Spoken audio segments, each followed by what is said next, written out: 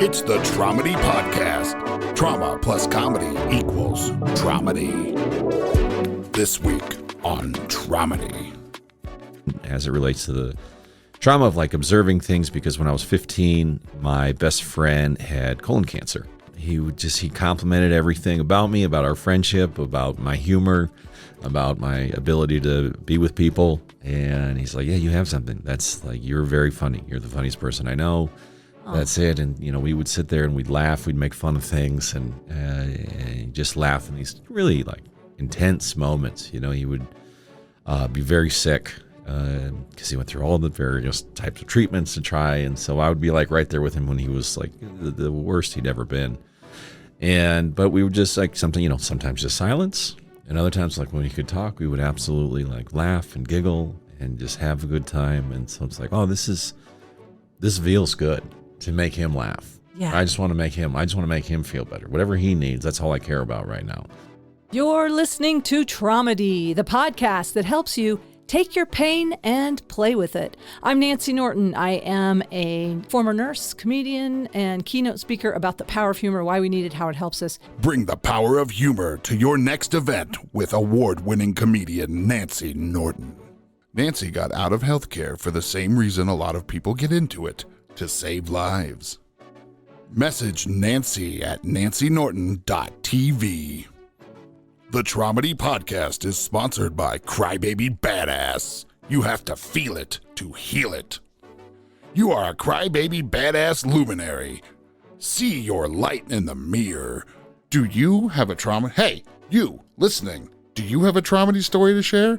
If so, send Nancy a message at nancynorton.tv. This is a very good episode. Every episode is so good. I love my job. I love my calling. This is a calling, as you know. I cannot not do Traumedy because I need these conversations. I hope by listening in, you get a little something from them as well. I really am learning from every guest some coping skills or some inspiration, and always something funny every single time. And this is a mental health podcast. So keep breathing. Know you're not alone. If you want to find a comedy show or to connect with me, go to my website, nancynorton.tv. Everything is there. Enjoy this episode, and I'll see you on the other side.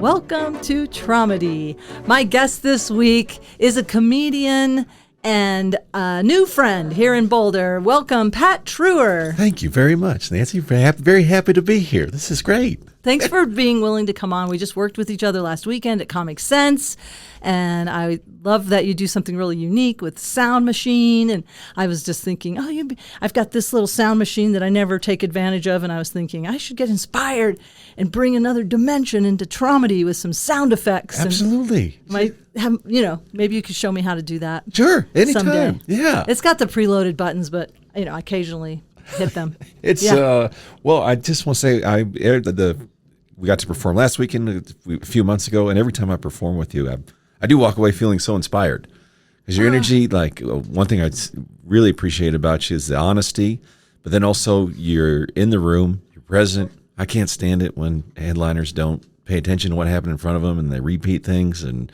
that's never the case with you. You pay attention to the elements of the show, and then you build on the story.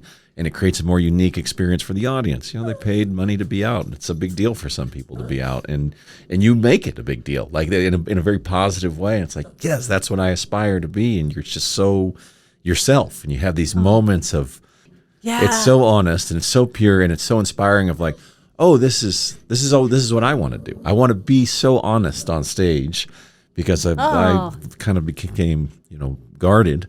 Yeah, and that's normal. Especially when we start out, it's vulnerable. It's so vulnerable, and you're learning the craft. But thank you for those kind words. And it does make my job easier. Folks, if you're hearing Mushu is in his crate, because he likes to be in my lap, and the panting in the microphone, I just don't think is a good, I don't know, it'll sound like an obscene phone call or something.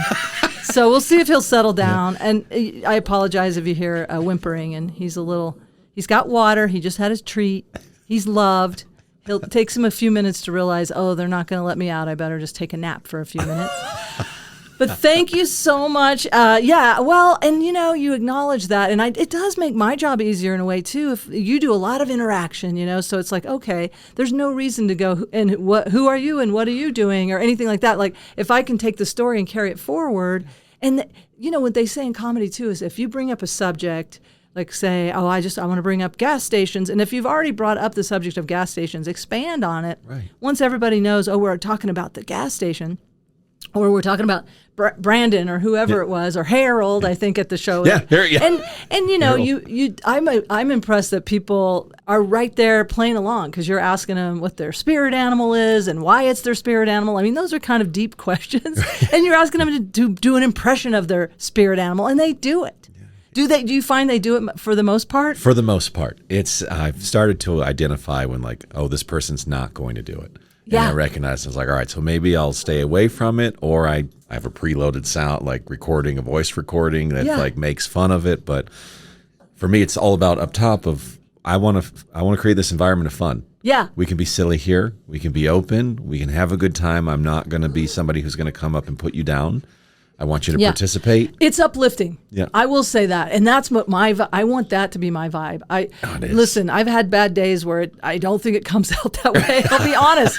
But lately, for the most part, that is my intention. I feel like that's what higher power has asked me to do, is raise the frequency on earth. So I'm trying to just raise the frequency, even though there's a lot of shit going on in the world. And I love how you do that. Your song that you open with, it's like, what do you say? It's like the people that... Everyone out there causing all those problems, they're the worst. Yeah. Everyone in here, we're the best. All those problems, they're outside the door. Yeah. And we're the best, and they're the worst. And just getting them sing along instead of like hey, let's give it up for this, or let's give it... No, let's sing along. Let's have fun. You create a we-ness, we in this room. And then it's very, it's very light and silly, and like we've all been hurt by people, and those people that have caused you problems, they're out there, they're not in here, and it's really fun. I think it really shifts the energy. I can see it. So good for you, man. Thank you. How long have you been doing that? The board I've been working on for 9 months now. Yeah. A lot of trial and error, and that song, I just found it. Like a royalty-free piece of music. I was like, all right, great, I can use this. Oh, that's cool. And then I did this bus tour of Denver where I was the MC for this bus tour, and it just came out in a moment. Like I just hit the song, and I just started going with it. So you were doing your own stream of consciousness. Just stream of conscious. Yeah, and I always feel like I channel muses. So I don't take credit for some things. I'm just like, I don't know whose muses I'm channeling. Could be yours, could be the audience's, could be mine, could be collective.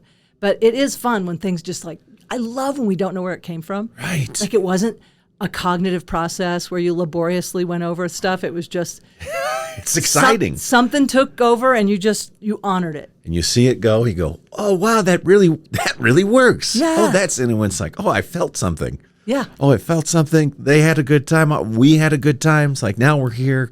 The show's begun. Now it's our experience here. Yes. And now we can just build on this. Yeah. So, you do a great job at that. And that'll be so cool. So you're building out this like an hour at least, because you're doing 4 shows you're going to record in September at Comic Sense here in Boulder. End of September, Jesse Carter's room, Comic Sense, the basement of Boulderado, my favorite room in Colorado. I love that intimacy. Oh, yeah. It is such a cozy environment. And I had to tell you, the first time I did it, because my style is to throw energy to the back wall of the Comedy Works or whatever room I'm in. I throw energy to the back wall. And in this room, the back wall is about 10 feet away.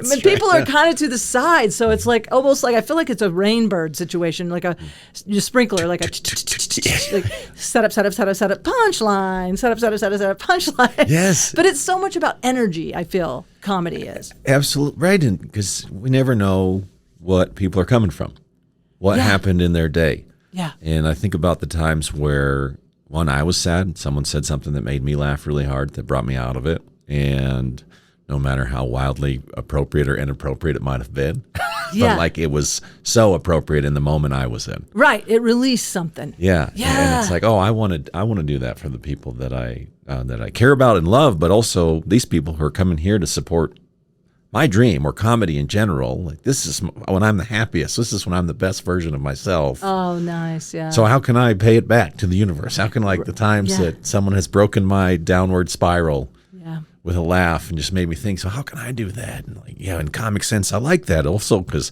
we don't always rock it, right? Sometimes we miss. Yeah. And I like that challenge of like, well, they're right here.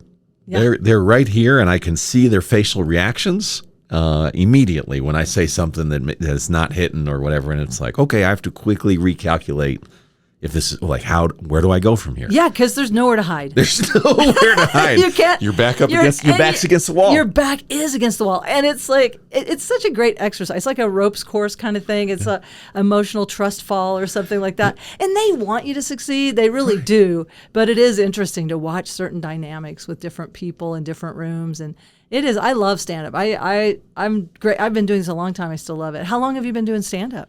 Seriously, for 8 years. Okay. I started when I'm about to turn 44, and I started when I was 23. I did Comedy Works, and I did like 3 sets. My third one, I did what I thought was the worst bomb of all time. Oh, there's nothing like it. Yeah, and I actually still have the tape. I watched. I was like, it wasn't nearly as bad as I thought it was. Oh, with the feeling. Oh, it's so awful. Hurts so bad.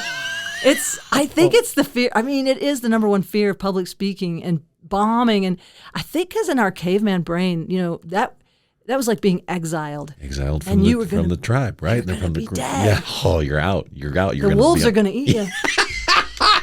You hope. You hope, right? Just anything to get out, which thankfully now of learning how, I can just make fun of myself when I'm doing this bad. Yeah. And that's the out. Like we were talking about John. Yeah, John Novosad, he's got a whole bunch of the throwaway kind of, what is it? We were just saying they're called like just your outs. Saves, like they're like save lines or something. Lines, yeah. And sometimes he does them when he doesn't really need them, but right. It's just kind of his thing. Like, the people on the left are into it, the people on the right, not so much, or I can't remember. He's got a whole bunch of them. But they work. And I think people like being on the inside of that kind of material. It's kind of fun. And I found that it's helped me when I recognize, I'm not getting the reaction. In my mind, I'm a bit delusional of like, this is going to be the funniest thing they've ever heard because it made me laugh very hard. And then I get the silence when I say it. and that silence is so loud. It's so loud. I know what the expectation is here. And flat lines, like, oh no. But, and I used to do like 3, if I got 3 nothings after that, and then I had a friend, a mentor who said, really, if that makes you laugh, you just got to find the way to share it. Somehow they don't have whatever it is, the background or something, but find a way to make it work. Because if it makes you laugh that hard, you can get there. I've recognized that's opened up my stream of conscious more of like, I need to Micro Machine Man talk fast now to explain to them why I thought it was going to be funny, but not in a way that's the boring, well, you guys don't get it, or like, it's not on them, it's on me. And I'll have to I'll find myself just tapping into how do I talk as fast as possible to give the context. But now I'm like letting down my guard. I'm like, but you guys, like I thought, bringing the nervous, frantic energy. And that's been fun for me to explore because then I find that I'm sharing my core beliefs or feelings about things that will come out in the rant, in the dig out rant. Yeah. There is. It is interesting. I used to, I don't know, subconsciously just dig a hole every set and have to get out of it. Because you do, you mine for deeper parts of yourself, and it is interesting. And now you've got this launch pad thing. What do you call it? It's a Rodecaster Duo, so just a miniature soundboard, and it has the preloaded sounds, and then I have my microphone, and then I have an audience microphone. That's the big boom microphone I have, so I can record the audience. Oh, I wondered what that was. Yeah. I thought that was a transmitter receiver thing. No, there's a separate little transmitter receiver that goes into the sound system, so I'm actually running my own sound off the board that I record for all my clips and my tape. And then, that boom microphone gets a great audio. So it's kind of like a cheat code, so I don't have to have it wasn't a cheap setup, but it's like, this actually, I don't have to hire a super professional videographer every time to get really high quality sound and tape. Yeah. It's amazing. So it's like, all right, this is the building point. But then, yes, the taping, I am having my friend who's a very talented videographer come in to do it. And set up some little cameras so you get different angles. Yeah. In that small room, it'll be interesting. Yeah. I'm excited to see what he does with it. Yeah. Because I just always have that door angle. You can just see the general part. But it's fun to go back. Like I like the editing part to just see people's faces because makes me really happy because it's wild. You can see when people are like, they are going through something. Yeah. You can just see it.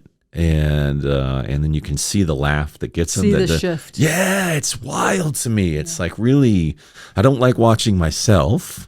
I like watching the audience faces when I watch my tape again. Of like, oh, what's happening? And be like, oh my gosh, I like, yes, I saw this in the performance, or wow, I had no idea this was happening right in front of me. Right.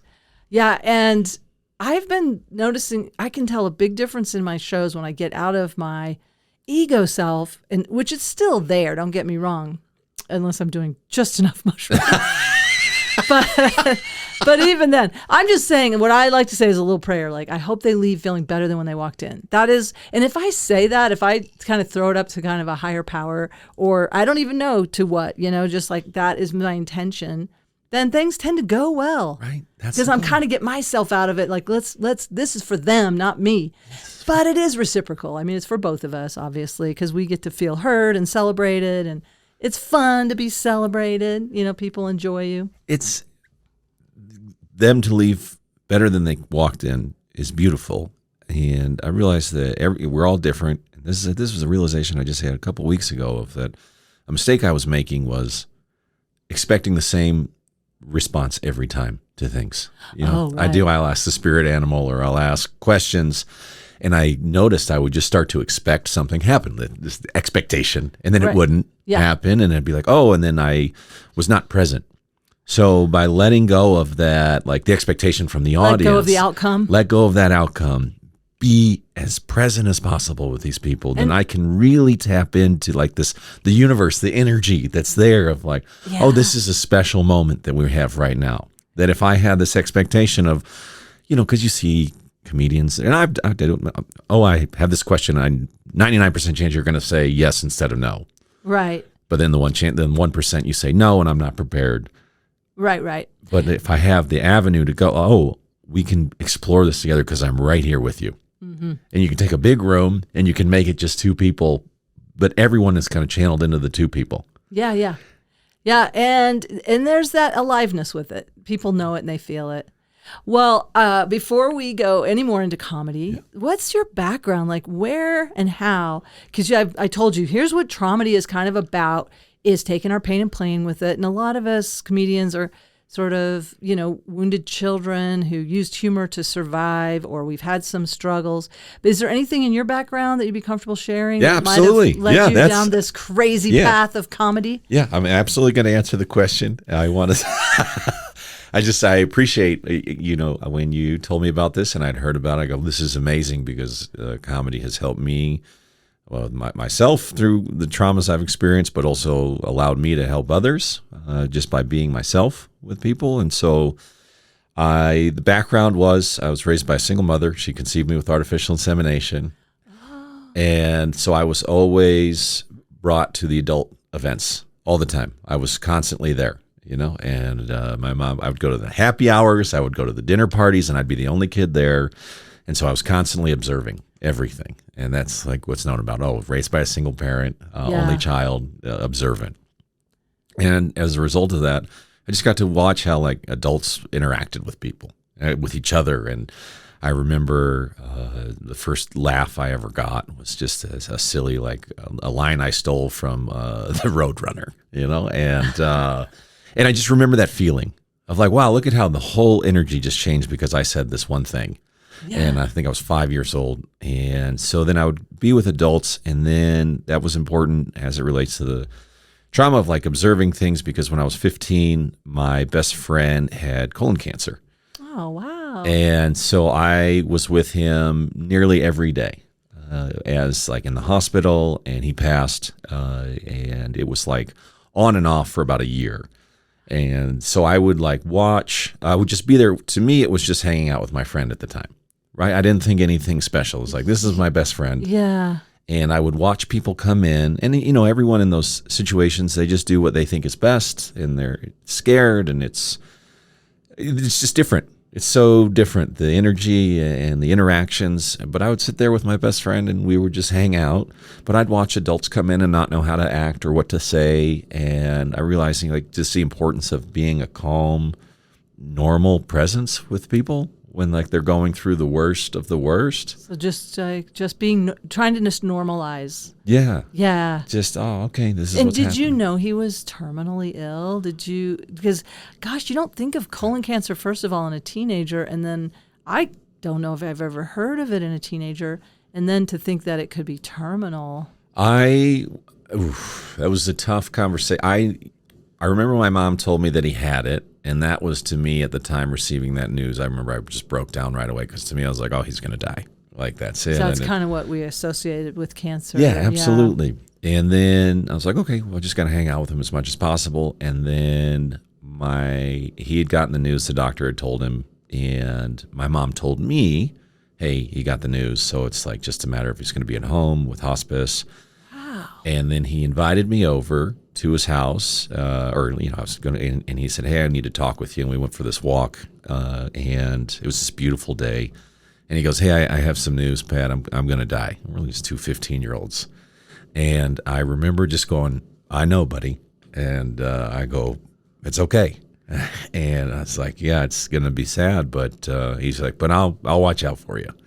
He's like, I'll help you with the girls. I'll help you. You know, that was like a new thing in life. And he goes, I'll always be here. And did he mean in spirit?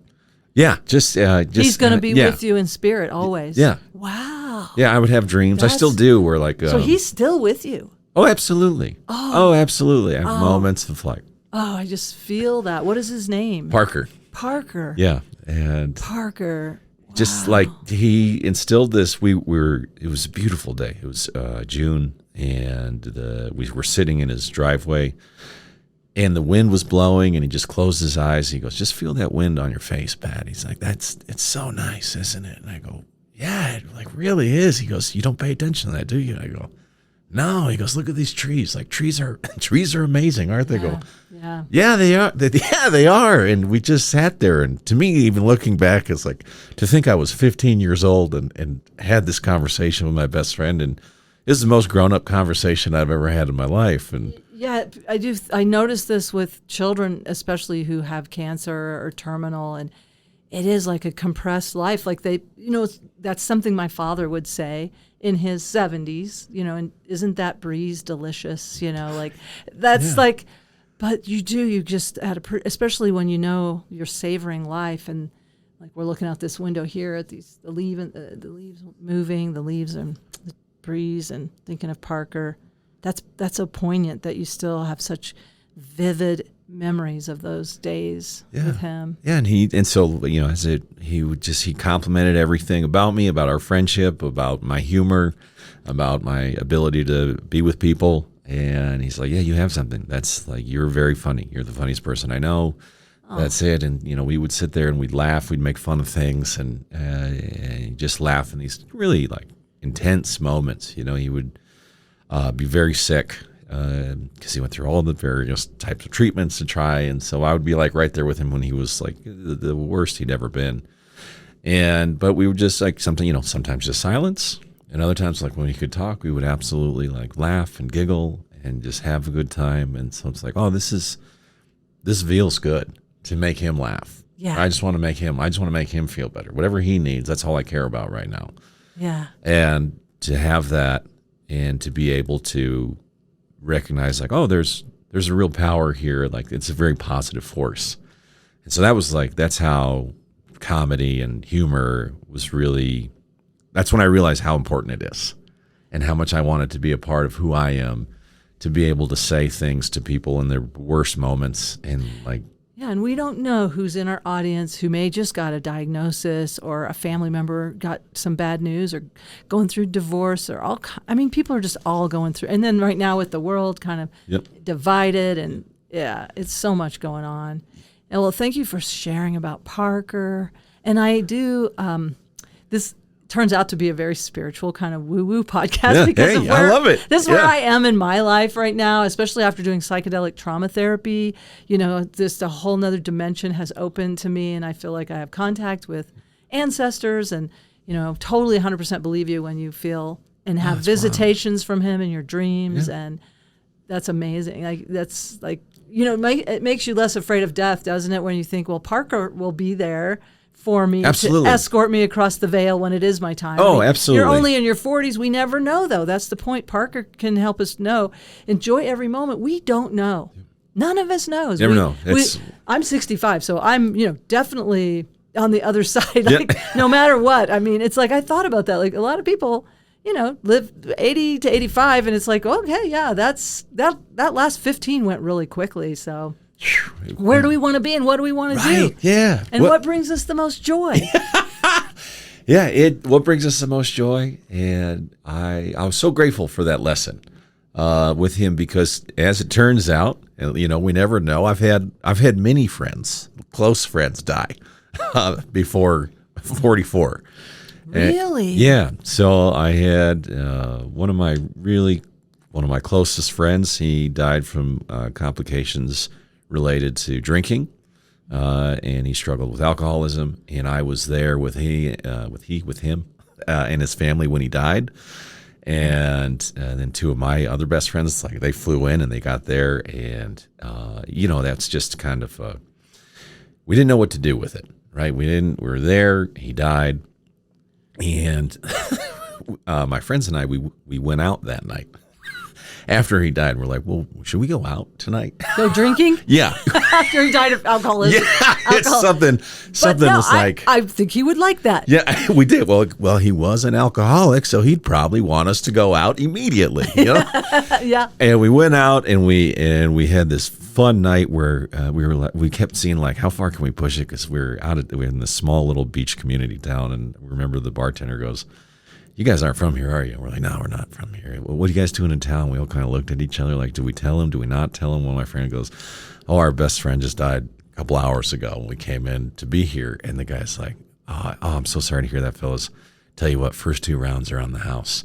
And as soon as the bartender turned us back, we were like, yeah. We're going to use this story every time we go drinking. Yeah. And so we went out, we had this really fun night, just as 3 friends grieving their friend, drinking. It's messed up that he died of complications, alcoholism, and then we did it. But I got back and I got on stage the next night, and I just talked about what we had just done. And a guy came up to me, and it ended up being funny because I was ultimately just making fun of us and our behavior to go do that. And a guy came up to me right after the show and goes, thank you for sharing that. I just went through that with one of my friends. He's like, exactly. Our friend died. We went out that night. We thought we were all messed up for doing it. He's like, but thank you. And then joking about death. He's like, thanks for joking about death. It's okay. I think it's imperative. I agree. I think it's imperative because we're the only species that really knows we're going to die. Right. That is a definition of suffering right there. Yeah. The fact that you will one day die. Like this little dog, I know there's a life-preserving part of him that wants to survive, but I don't think he's sitting there going, I wonder how many years I have. Right. He's not twiddling his paws. I wonder how many years I have left to eat treats. Yeah, just enjoying life every day. I shouldn't have said that word, but he didn't notice. Yeah, he's good sleeping. job. He's sleeping now. At least he's faking it. Put himself to sleep for the duration. He knows. I think this takes a little time. Yeah. But I think it is imperative. And I always say, I studied therapeutic humor, and I mean, dark humor is absolutely essential to first responders and anybody that, like cancer patients or people who are dying. Like if they lead with humor, a lot of times healthcare workers don't take them up on it, which we need to. They're asking for a relief. Yeah. So I do think humor is a language of higher power. I know I keep bringing up higher power, but I can't help it. It's part of my recovery. Yeah. It's I do feel it just feels like a resource, Absolutely. And so I'm also fascinated because, I tried artificial insemination when I was with a woman. My joke was like my husband couldn't get me pregnant. He had a very low sperm count, 0. He had absolutely no testicles and 2 large, beautiful breasts. Anyway, Diane, come on. Could not knock me up. So I had to buy sperm. Yeah. Buy it on the free market. Or, Yeah. Yeah. It's not cheap. You know, your sperm was not cheap that your mom bought. Great. It's like $250 a pop. Yeah. And just letting you know, she went all out. Yeah. And did you ever know your sperm donor? Is it an open system or is it closed? Have you been curious about I've been your curious. bio father? I was curious. I know he can curl his tongue. So you read the thing that she like. That was high school biology that taught me that because my mom can't do it. That's a genetic trait. Oh, so that was from high school biology. Oh, but did she ever show you, like, because when we chose, like when I was with my partner who turned out to be a sociopath, so it's good it didn't take. But I tried to match her, like dark hair, background, her ancestry, all kinds of stuff. I was trying to, like, as if she did, impregnate me, it would be a mix, looking like a mix of the two of us as best we could. Yeah. When your mom chose your sperm, you said, did she buy it or was it a friend or? It was, she bought it. Is this uncomfortable? No. I just have never heard that exact. Yeah, she bought it. She totally bought it. It usually takes more than one try. Yeah. I don't know, but some people get lucky. It was the early 80s, so she got a lot of rejection because people did not want a single woman. A lot of doctors would say they wouldn't inseminate her. They wouldn't do it. Oh, that makes me so mad. Yeah, she went through a lot. Yeah, that is not body autonomy. That pisses me off. I did have a friend who donated sperm, and they would not inseminate me with his sperm because I wasn't married to him. And I was like, what do you care if I'm married to him? Right. I could be having sex with him. Right. But they're like, but if we're putting it in you and we give you HIV, it was a liability issue. But I'm like, well, yeah, I don't understand, but that's even worse because they're making a total judgment on none of their business. Oh, 100%. You're absolutely right. What state was she in? Here in Colorado. Yeah. Oh, I probably went to some of the same fertility people. Yeah. I could. Yeah, I still have some boners to pick with them. Yeah. Some bones to pick. Yeah. But she found somebody. And so although she knew healthy, they get like basic genetic screening. And then it wasn't one of those doctors that was you've seen the Netflix specials. Yeah. Oh yeah. On that guy. Oh sure. Well, those are always fascinating to me too. Yeah. And then I remember my mom, like any of that. My mom and I went and saw. There's a movie, Delivery Man, with Vince Vaughn, where he's like mistakenly has inseminated like 500 women, and we were in that movie theater. We were the only two people laughing in that movie theater. Yeah, because you had to release that. Oh, yeah, absolutely. And you're like, well, is my sister, am I dating my sister? Oh, yeah. I remember there was my first very serious relationship. We looked a lot alike.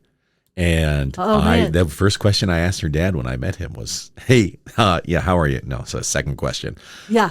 You didn't by chance donate sperm, did you? Yeah. And he looked at me. He goes, what? And I go, I just need a yes or no on this. So there's something in me. I'm going to get it out right away. Yeah. Yeah, he said no. So I felt, but it was always made me a little uncomfortable. People were like, you guys really look alike. Yeah. And I was like, well, halfway, I guess it's not that bad. I just rationalize it. Well, in the 80s, maybe it wasn't as specific as it is now, or not now. Gosh, when I was inseminating was right around the end of the 90s, early 2000. And it was like there was their IQ, what they did, how they, athleticism, their height, their weight, family history of diseases, this whole thing. I mean, it was dark hair, light hair, left-handed, whatever. Tall, but I think, was the one that was. You are tall. Yeah. How tall are you? 6'2". Whoa. So she chose like healthy and tall. Right. As far as you know. As far as I know. Have you done any DNA testing? No, I have not. So that's interesting to me. I would be so curious. Yeah, I'll just shoot. I don't like the 23andMe owning all the information. Yeah, so it's a privacy issue. Yeah, for me that is it. I have thought about it. I called in college. I called the doctor. And he called me back, but then I got too scared to call him back again. Really? Yeah, because he knows the identity, or he knew. I don't know if the doctor's still alive. And so I have these touch and go moments.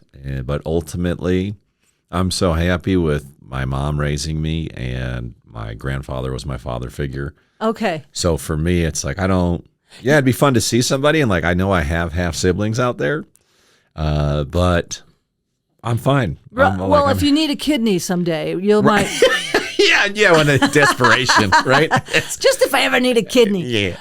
Well, I get it. My son's adopted, single mom, but I've offered over and over to take him to Nepal. I also feel like he might have a sibling in France from the same orphanage, and he just is not interested. He's like, no, I'm content with what, this family, and I don't. So some people don't have that.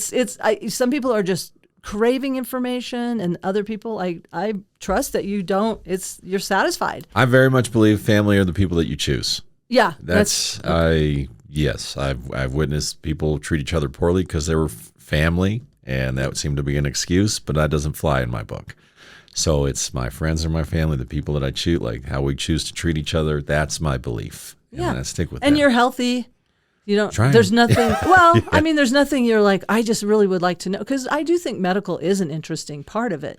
You're right. And yes. I think about my son. I think, well, he did have kidney infections as a baby, and I don't think he's going to, but that puts him at higher risk of having kidney issues as an adult. So I do think about stuff like that. Like, I mean, I know, sounds far-fetched. No, not at all. It's completely natural, right? That's it. Yeah, of course. That's why, the kidney. That's why you referenced that earlier. Yeah. Yeah. Yeah, it makes complete sense. Well, even my family of origin, we're kind of all giving each other space right now, or at least I am, and one other sister. We're kind of. Oh, yeah? Well, we're trying to find ourselves after our mother died, because she was such a matriarch and kind of, controlling. You're like, who am I and who are we if my mom's not holding us all together and making us do things together? And so we're sort of, I don't know. My point is, I was telling my therapist, I said, well, we know we're there for each other in a crisis. Like, even though we may not, like, they're all in the Ozarks, I'm here. But yeah, if anybody needed a kidney, I got you. I got you. You buy them $250. Yeah, there's a Venmo. Yeah. I take Venmo. Got like a QR code over here. A QR here. code tattoo for different organs. That would be good. That's so smart. If you have that, I have that on my license plate, be an organ donor at a price. Like, come on. That's worth some money. Yeah. I've been running marathons. You want this heart? Yeah. I'm probably too old to donate my heart at this point. I don't know. I'm too old for the corneas, I was told. They don't want my old cornea. You're too old. I don't know anything You're never about too old to donate a cornea. I don't know anything about science. Don't listen to me. Yeah. No, I think what have been some resources to help you? Now, you said you had therapists, but what have been some resources for you to help figure that out? Figure what out? You said now that your mom has passed. Who am I? Yeah. Oh, well, psychedelic trauma therapy, for one, and then parts work, which a lot of people are doing now, in internal or inner family systems, IFS work, where you like connect with your inner child, your inner teenager, your inner critic, and then it's like you kind of tease out, like integrate all those parts and go, oh, that's who I am. How do you handle your inner critic? Oh, yeah, that's a tough one. Well, I have a little Lego treehouse. Let me tell you about it. No, but seriously, I'm doing a recovery program for adult children. And one of the things we worked through was this, reparenting ourselves workbook with a group. And one of the things you did was build a little house or a little sanctuary for the inner critic, because they're trying to help you survive. It's all about survival. And even though it feels terrible and oppressive, sometimes it's like it's a survival trait. And it's like, I'm okay, don't worry. I'm not going to die if I don't set the table correctly. Right. Or if I don't offer you the right drink or the right glass that has a dribble feature. I'm not like it's a great glass, by the way. It's a great glass. It's a Mexican bloom glass. Yeah, it's fantastic. But it dribbles a little. So yeah, those kind of things. I'm like, try to put my inner critic in a safe place. Say, hey, go take a spa day. Right. I got this. Easier said than done. Do you have a strong inner critic? Oh, yeah. Does that? Oh, yeah. Do you think, did that come from your survival trait? Did somebody impress that on you to survive by fitting in or something? I recognize that my mom, as a single mom, had to be the disciplinarian and had to set me up as best she could. And I think she did a great job. A part of that, though, was there was a lot of, hey, you got. I don't know if you've heard me say on stage. I can say my mom's love language was rejection. Yeah, I did hear that, because mine was criticism. Yeah, and I actually just said that to her, because I do have a policy. If I'm going to say something on stage with somebody about somebody, I have to be able to say it to them. Okay, I can't say it behind their back. I have to be able to say it to them, if anything at all. Okay, but I'm just saying I don't. I don't have the same policy. So my mom, I was hanging out with my mom, and this is a long road to get to the answer. My mom was knocking into me about something and about not being good enough for, and my mom doesn't think I'm funny. Also, by the way, she won't. She's like, I don't think you're funny. I don't think you're funny. Wow. Yeah. There's nothing So worse. that's like always making me Dude, want. Yeah. there's nothing worse anyone could say to me. Oh. Like, I mean, I've been called From ugly her. a lot. I'm used to it. But if you say you're not funny, I'm like, what? Like, that feels like such a big part of your identity. Oh, and then she'll meet people that I know that I don't think are funny at all. And she go, that's one of the funniest people I've ever met. And I'll be like, Ah, that burns. oh, it burns. No, I Yeah. divorced my husband over that. I did. As you should have. As you should have. I Yeah, what mean, happened? What was the... No, it was the first time I was doing stand-up, and I was scared to death. We were walking across this bridge to the Honolulu Comedy Club where we lived, and he goes, you know who's really funny? You know who should do comedy? That woman we met from New York. And I was like, not you. And I was like, I mean, I was about to die as it was. But your mom I just know does that not, feeling. for whatever reason, you do not tickle her funny bone. Not at all. Not at all. Does anybody? Well, obviously. well, you yeah, said- yeah. I mean, ouch. You just Yeah. said Oh, yeah. she has a different sense of humor. Yeah. And so we were hanging out and she said something. I go, Mom, you know what? Your love, I had just on your show. It was last weekend. I go, Mom, your love language is rejection. And then she laughed louder than she's laughed at anything I've said. Because that was the truth. Yeah, it was. And like, it was so satisfying, but also hurt at the same time, which made it even more weirdly just this terrible cycle. To know you were right about that. Yeah. And I recognized that, I could get A minuses, but it was like, well, why didn't you get an A? Dang. And as an adult, I'm able to recognize, as an adult, that's a loose term, at 44, Almost I'm adult. able, this past year, I go, well, you know what? I look at other people that I've had in my life, and I'm grateful for how she did it because I'm happy with who I am now. And yes, I recognize there could have been some other ways. However, I can't change that. So I have to accept it. And now I recognize that when she says some things, I just don't latch onto them. And I go, okay. And you're really able to. Yeah. You're able to release it. Not 100% of the time. I'm not. Or over time, my son, okay, so I am very critical and I feel like I just made amends to him in the hallway. I got home and for some reason his deodorant just smelled so loud. So loud. You're experiencing senses differently. Yeah. Did you have some mushies before the taping right now? It's been a couple days. Sounds so loud. Yeah. That deodorant Well, I was can. so You know what? Now I say it, I can hear it from here. Yeah. But sometimes Wasn't Mushuk. It was like I said, did you shower? Or are you covering up BO with all this deodorant? Because he used to. He's becoming a man now, but I'm still treating him like a boy who doesn't know hygiene, and I'm still trying to parent him and say, take a shower. Yeah. And then I realized I've been in the door 45 seconds, and I said something critical. And then I said, hey, listen, I just came back out in the hall. I'm like, listen, I just want to say sorry. Nice. I mean, I wish that my mother could have made amends more like that, but it's not the best. I wish I'd never said the critical thing, but it's just like, I don't know what it is. Like, I don't know. I just feel like I want him to be prepared. Like, what if I die and he doesn't know how to shower still? I don't know what it is. Like, there's something part of me that wants to prepare him for the world. Yeah.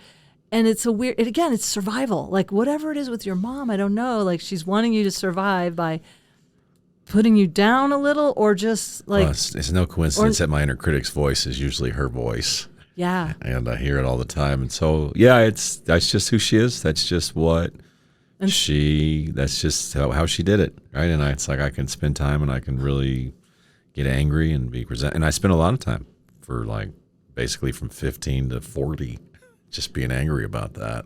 And I realized, she's not going to change. She is not. So, okay, well, I can just make the most of this. this. Unless she eats enough mushrooms. No, seriously. Yeah, that's because it really changed me. When I did psychedelic therapy, something like the day my son picked me up, he drove me there because he was 16, had to have a designated driver. And I'm telling you, it changed me because I was all on his case about grades and all this stuff. And even though he had ADHD, he picked me up and I went, Nathaniel, fuck grades. I mean, his main thing is you're happy. And it was like, he goes, I'm holding you to that. And we like high-fived in the car. But we did high five D's when he graduated high school because I was like, I just would love for you to graduate. And he did struggle with his ADHD and grades. And it was like, what's more important is that, you're a good person. You're doing your best and you're doing something you love. That's what a mother wants. I want you to be, and have friends. Like you've got a network of support. You're going to be okay. If I die, I just want to know you're okay. Just want to know you're okay. Yeah. But I don't know if your mom's open to doing psychedelic trauma I therapy. don't think that's going to be happening. That's one of those expectations I'm not going to have. The grades is interesting. I remember a story, and this is a first world story, but it's I got a 4.0 the first time ever. Junior year, I was. Wow. Good job. I want to tell you. No, thank you. Thanks, Mom and Nance. Yeah. I could be your mom. I'm old enough. Yeah. I am. I'm 21 years older than you. Yeah. Well, that'll work. Yeah. Okay. Well, great. I appreciate that. I'm proud of you, son. Yeah. Thanks, Mom. And because I remember junior year, you're told, hey, this is the year that's most important for getting into college. You have to get your grades. This is everything in life. This is all that matters. This is it. And I got the 4.0, and then my friend, one of my best friends, he got a 3.0 for the first time ever. And my mom goes, oh, so-and-so got a 3.0. We should go out and celebrate. And I go, what? I remember, and we did. And she's like, yeah. Hey, he got a 3.0, and I was like, I got a fucking 4.0. She didn't acknowledge. And she's like, yeah, but that. And she goes, yeah, you're supposed to. And I was like, all right. And that took me like 20 years, and then finally, at one of these adult conversations later, because I would bring it up, she goes, yeah, because so and so's he wouldn't get encouragement like that. That was a big deal for him, and it's like I go as an adult, I go, God, that hurt so much as a kid. But I go, well, now, you're kind of showing me a way of, yes, it could have been handled differently. It could have been more of a joint focus. Sorry. I'm still burning over here. No, I think there was room for both of you to be celebrated. It didn't have to be either or. But then I'm thinking, she's thinking, well, I bought genius sperm. Yeah. Yeah, she's like, yeah, of course. You're supposed to be a genius. You're $250. Yeah, you're supposed to be like this. We're not celebrating that. Yeah, it's because you're breathing. Get over it. Yeah, that's her line. Get over yourself. And I would go, wow. Oh yeah. Wow. It was a lot of that. Dang. So, and like talking about it on stage helps me. Yeah, I was thinking, would she be willing to put some of that on your launch pad, on your roadcaster thing? Oh, God, no. No, listen. No. Do you know how healing it would be for an audience to hear her actual voice going, get over yourself, or whatever her accent is? I'm making her a little harsher than she is, maybe. Where is she from originally? You're not actually making her sound harsher. My mom, she was adopted, and she was adopted in Washington State, but she talks like this. And she's got like a nasally voice. Yeah. Do you do any trauma therapy or any? I meditate. I do therapy. Not you meditate. Yeah. That's real. Isn't that wonderful? Oh, it's the best. When you get into that like higher self or whatever, and everything seems so manageable. Yeah. Do you have that? Oh, absolutely. Yeah. Oh, just total mindset or mind reset, and then yes, I have a therapist and we'll work out whatever we say. I don't dedicated trauma, but just to get through whatever's going on. Yeah. She was great.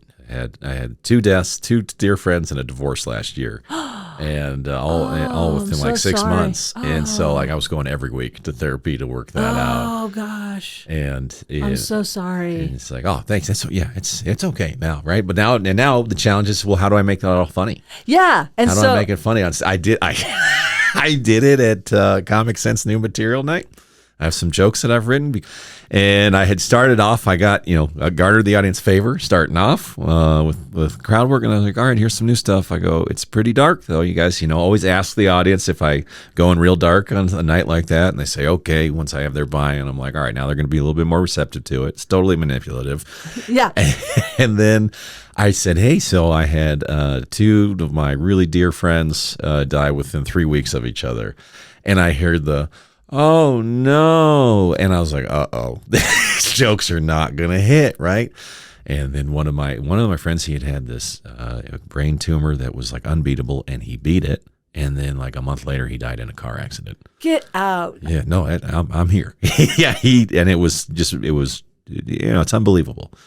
And I say that, and I could just hear the audience getting sadder and sadder. And I'm like, hey, no, I'm actually at a good spot to talk about this. Yes, I'm still sad about it, but like, oh, this joke. And then the joke is said like, oh, he said that the brain tumor was not going to beat him. And I was like, I got to say, like he lived up to his word. And I got one laugh and I go, yeah, oh no. I got to rework this. This is it. I've made him way too sad. I recognize that. Yeah. And so it's like, all right, well, I got to let my work cut out for me, which for me is great because that's going to help me process a lot more of everything that has happened because I kind of, I put it in a nice little box. And compartment, yes. Yeah. Well, compartments are good to a point. Right. Well, I think of how that joke can work is just don't tell the car accident part till after you say, he said he's going to beat it, and he did because he died in a car accident. Yeah, that's sweet. And I do think that'll get a pop, even though it's true, but it's like otherwise. I think that's great. That's a great note. Is it okay to give a note? Oh, always. I'm always open to notes. I mean, you're a fantastic performer. You're absolutely wonderful. So yeah, I'm always open to notes. I like you. I just think that would work that way. I'm giving it a go tonight. Yeah, it'll be a laugh and then a groan, and then you're like, no, it's what he wanted. Yeah. You know what I mean? Listen. That's what I'm saying. So when you ask for things like this, could be the message here. Be specific. Right. I'm not going to let specific. Yeah, yes. I'm not going to let this brain tumor kill me because they don't need to know. I mean, I feel like maybe they don't need to know that he beat it, and then that happened because that is almost too like. You're asking too much of us here, Pat. Let's just say he. Oh, I heard 4 people go, "Oh my God!" And I was like, "Oh no, they're really not gonna like this." And then in my head I go, "No, but I'm okay. Like it's all right. Like it's my friend. You guys don't even know him." And then you got a divorce because your wife didn't like that joke. I don't know. I'm just trying to tie it all together. The other friend died of humiliation. He was so humiliated to be my friend. He's like, I'm done. But I love what you're doing. I love your attitude. You got this big laugh, you've got this big smile, and and it does. I was doing the dose show I was telling you again in Colorado Springs where we may or may not take a little bit of mushrooms, but the epiphanies that come with psychedelics, I was in bed that night going, and my heart was just hurting, and I was like, oh, because the compartments go away, and I'm like, oh, I have a broken heart, and I forgot, and I'm like, I forgot I had a broken heart, and I was like, do we have to suffer to grow consciousness? And then I was grimacing, and then I was realizing I've been told a grin and a grimace are the same, like they release endogenous morphine and serotonin, and they help you manage pain. So I do think we have a choice. We can either grimace or we can grin. We can. So as long as we have that choice. Yeah. Yes, free will, absolutely. Let's win with the grin, man. Let's win with the grin. Yeah. Well, thanks for taking this time. How can people find you on social media, or how do you like to be contacted? Social media at Real Funny Pat on all the channels. Real Funny Pat. Okay. It's a narcissist within. And just all one word, Real Funny Pat. It's YouTube, Instagram, TikTok, and that's cool. And they can see how you do all this stuff that you because it's really special. I like that people do unique things like that. That's really cool. I could see that being on a specialty show like America's Got Talent or something like that because it is so different. I mean, than just straight stand up. You do just straight stand up as well. Yeah, I'll do straight stand up as well. It's I've actually recognized that the board is fun. That was it. Hey, here's something I can. But you don't do it every time. No, not every time. So, and I'm learning how to play piano right now because I want to have that be a part of my act. So having the secondary device on stage is also a way to start training the brain to be like, hey, I can engage with other things with my hands and still engage with people. So now when I get on stage and I don't have the board, I'm way more locked in. Okay. It's like 100% of my attention. This is so easy. Yes. I mean, I still do bad, but but it doesn't feel it feels like it's easier to do bad. Was that you talking or your mother? Everyone. Okay. We're all talking right now. Yeah. I still do bad. Yeah. Well, as long as you know it. Yeah. Thank you.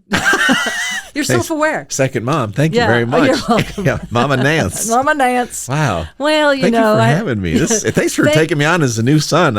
Thanks for joining me on Traumedy and being so open and vulnerable. I appreciate it. People learn from it, and I learn something every time. And I would never know these things about you, so it's cool to hear.